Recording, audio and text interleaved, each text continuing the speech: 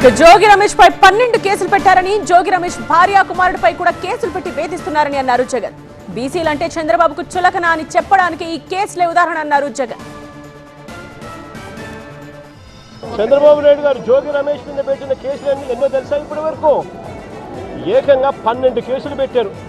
చివరికి 83 రోజులు జైల్లో కూడా పెట్టారు. ఇంతకన్నా అన్యాయం ఎక్కడా ఉండదు. చివరికి జోగి రమేష్ కొడుకు చిన్నపిల్లోడు అని కూడా చూడకుండా ఈ పిల్లోడు యాక్టివ్గా వాళ్ళ నాయన జైల్లో ఉన్నప్పుడు ఈ పిల్లోడు యాక్టివ్ అవుతున్నాడు అని చెప్పి ఈ పిల్లోడి మీద 7 కేసులు పెట్టారు.